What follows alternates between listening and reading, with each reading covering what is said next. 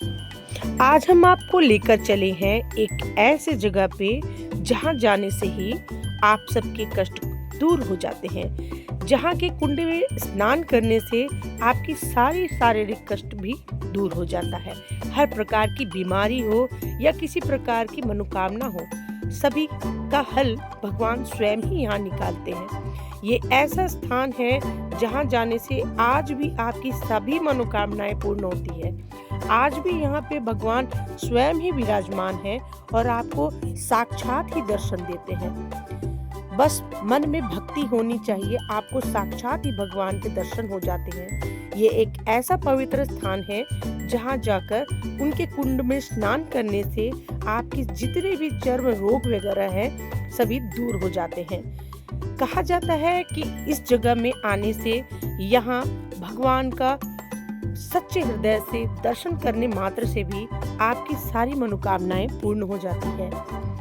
आज भी इस धरती पर स्वयं भगवान देव नारायण विराजमान है। जी हाँ, मैं बात कर रही हूँ देव नारायण भगवान की, जो कि झाड़ोदा में है।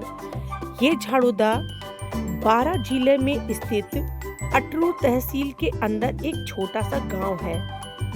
कहा जाता है कि इस गांव में स्वयं देव नारायण भगवान स्थित है और यहाँ की संपन्नता भी इन्हीं के द्वारा है।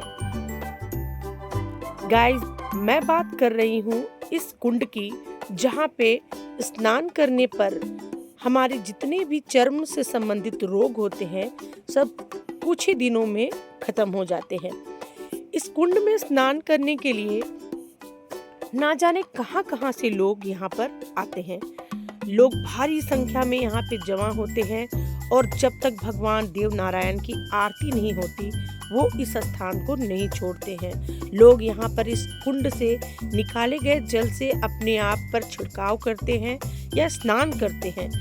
स्नान करने के बाद ही लोग यहाँ से भगवान का आरती करने को जाते हैं, आरती करते हैं, उनकी पूजा करते हैं और इतना करने पर, सिर्फ इतना ही करने पर भगवान उनकी हर मनोकामना को पूर्ण करता है।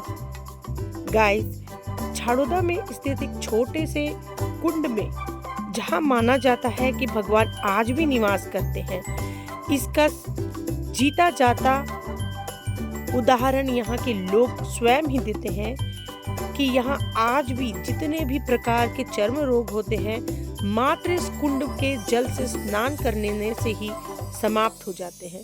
गाइस, ये मैं केवल बोली बुलाई बातों पर यकीन करके आपको नहीं बता रही हूँ। यहाँ मेरा एक पर्सनल ही अनुभूति है। मैंने स्वयं इसके बारे में इस बात को जांचा है, परखा है, फिर ही आप तक ये बात पहुँचा रही हूँ।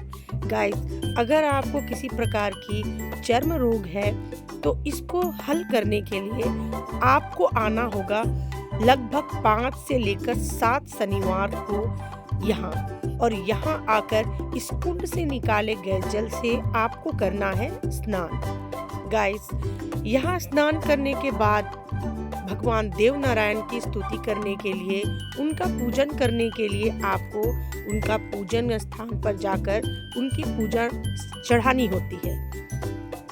गाइस, यहाँ के कुंड के पानी को लोग अपने घर भी ले जाते हैं और इससे लगातार कुछ दिनों तक स्नान के जल में इसको मिलाकर नहाते हैं। गाइस, ये एक छोटी सी जगह है पर मान्यता यहाँ की बहुत ही बड़ी है। लोग यहाँ दर्शन करने के लिए और यहाँ पर स्नान करने के लिए ना जाने कहां से ही आते हैं। बहुत दूर दूर तक के लोग यहाँ आते हैं, स्नान करते हैं और अपने चर्म से संबंधित रोगों को दूर कर लेते हैं। गाइस, यही वो कुंड है जहाँ पर स्वयं देव नारायण भगवान आए थे और इस कुंड का निर्माण उन्होंने स्वयं अपने हाथों से ही किया था। माना जाता है कि देव नारायण भगवान जब यहाँ आए थे तो उन्होंने यहाँ के लोगों के लिए जल की व्यवस्था बनाने के लिए इस कुंड का निर्माण किया था। उन्होंने इस कुंड का निर्माण अपने त्रिशूल से की थी। त्रिशूल के द्वारा उन्होंने पृथ्वी से जलधारा निकाला था और उस समय से आज तक ये जलधारा इसी तरह से परिपूर्ण रहती है। जब कभी भी अधिक वर्षा हो या वर्षा ना हो, फिर भी इसमें किसी प्रकार का कोई प्रभाव नहीं पड़ता। ये जल कभी भी सूखता नहीं है, चाहे आसपास के सभी नदी नाले सब सूख जाए, पर इस कुंड का पानी कभी सूखता ही नहीं है। गाइस, हम यहाँ आए हुए थे आज दर्शन करने को देवनारायण भगवान के। हमने यहाँ माता के भी किए थे दर्शन। गाइस, यहाँ दर्शन करने के बाद यहाँ सामने गर्भगृह में श्री देवनारायण विराजमान है। कहा जाता है कि आज भी देवनारायण यहाँ विराजमान होते हैं और उनकी हर शनिवार को जब विशेष पूजा की जाती है तो वो लोगों की मनोकामना पूर्ण करने के लिए स्वयं ही यहाँ दर्शन देते हैं। उनका यह चमत्कार लोगों को देखने को भी मिलता है। ऐसे तो देवनारायण भगवान यहाँ पे गुजरों के देवता माने जाते हैं, परंतु यहाँ पर गुजरों के द्वारा पूजे जाने के साथ साथ एक अन्य कस्बे के लोग भी इन्हें पूजते हैं। कनेड़ा जाति के लोग यहाँ आकर इनका खास रूप से पूजन करते हैं, क्योंकि यही देवनारायण की इच्छा थी। देवनारायण का कहना था कि यही लोग मेरी पूजा करेंगे और इसी स्थान पर मैं विराजमान रहूंगा। तो गाइस, आज हम आपको लेकर जो आए हैं ये है देवनारायण की धरती झाड़ोदा। यहाँ पर हमें बहुत सारे लोग ऐसे मिले थे जो यहाँ के बारे में बहुत सारी जानकारी रखते थे। उनमें से एक ये भाई साहब त्रिशूल को जमीन में गाड़ा, यही पानी की धार निकली और ये जो कुआं है ये वही है। उन्होंने 3 बार आवाज दी, फिर जाके गुजर जाति के लोगों को आवाज दी। गुजर जाति के लोग कोई नहीं आए, फिर कोई नहीं आया और कनाडा जाति का व्यक्ति आया। कनाडा जाति के लोग आए, फिर उन्होंने वो मतलब गुजर जाति को मतलब श्राप दिया उन्होंने। अच्छा, कि इन्हें कनाडा जाति का ही मेरी पूजा पाठ करेगा, झाड़ोदा में कोई गुजर नाम का कोई व्यक्ति नहीं है। अच्छा, तो मतलब आज दिन तक भी गुजरों का कोई मकान नहीं है। अच्छा, तो और अगर वो जिस तरह से यहाँ के लोगों के द्वारा माना गया है कि भगवान देवनारायण जब यहाँ विश्राम करने के लिए आए थे तो उन्होंने 3 बारी गुजर समाज के लोगों को आवाज दी थी, लेकिन गुजर समाज के कोई भी लोग यहाँ तक उनकी सेवा में नहीं आए थे। तब भगवान कुपित होकर और उन्हें गुस्सा होकर श्राप दिया था कि इस झाड़ोदा गांव में किसी भी गुज्जर समाज का कोई भी व्यक्ति यहाँ नहीं रह पाएगा। तब से आज तक यहाँ किसी भी प्रकार के कोई भी गुज्जर समाज का घर या गुज्जर समाज के कोई व्यक्ति निवास नहीं करते हैं। क्योंकि उन्होंने बुलाया था, फिर भी लोग नहीं आए, समाज के लोग तो वो नहीं आए तो श्राप दिया उनको कि जाओ अब पूजने आते हैं, इस गांव में निवास नहीं करो। अच्छा, वहाँ पर जब गुज्जर समाज ने उनकी आवाज नहीं सुनी थी तो कनेड़ा जाति के लोग वहाँ आए थे। उन लोगों ने उनकी बात सुनी और उनके लिए उन्होंने वहाँ पे उस कुंड का निर्माण किया था ताकि लोग वहाँ पर पानी आराम से प्राप्त कर सके। क्योंकि वो जगह जो थी आज के समय में तो इतनी ज़्यादा बढ़िया हो गई है। पहले बहुत समय पहले जब देवनारायण यहाँ आए हुए थे तो लोगों का कहना है यहाँ जंगल पहाड़ था और पानी की कोई व्यवस्था नहीं थी। उस समय स्वयं देवनारायण भगवान ने इनकी व्यवस्था की थी। देवनारायण भगवान गुजरों के आराध्य देव होने के बावजूद भी यहाँ पर उनके द्वारा पूजे नहीं जाते, बल्कि कनेड़ा जाति के लोग यहाँ पर उनका खास देखभाल करने के साथ साथ उनकी पूजा भी करते हैं।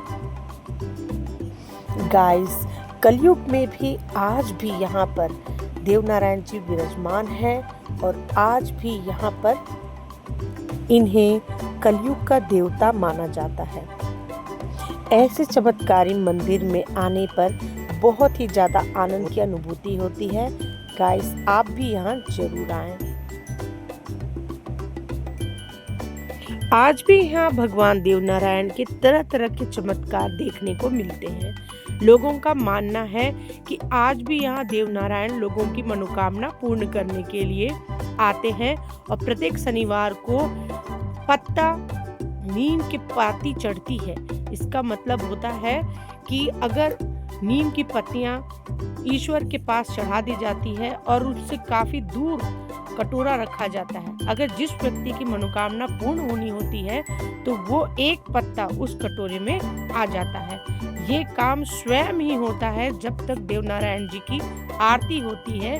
आरती के बाद जब कटोरे में देखा जाता है तो अगर व्यक्ति की मनोकामना पूर्ण होनी होती है तो वो एक पत्ता उस कटोरे में आ जाता है।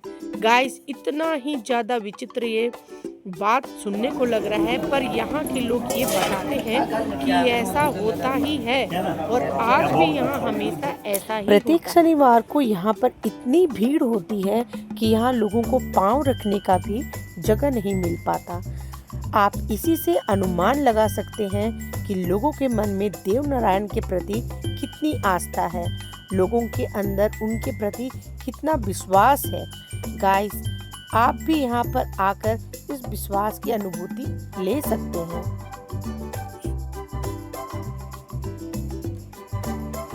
यहाँ काफी दूर दूर से लोग आते हैं और काफी उत्साह में।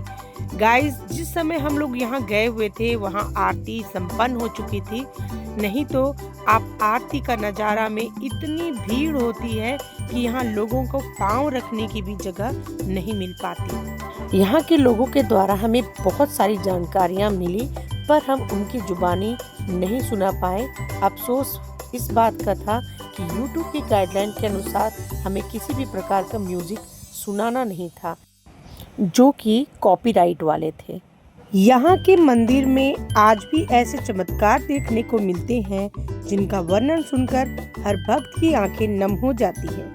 कोई निसंतान माँ संतान को पाती है, कोई रोगी स्वस्थ होकर लौटता है और कोई भटका हुआ व्यक्ति अपना मार्ग पा जाता है।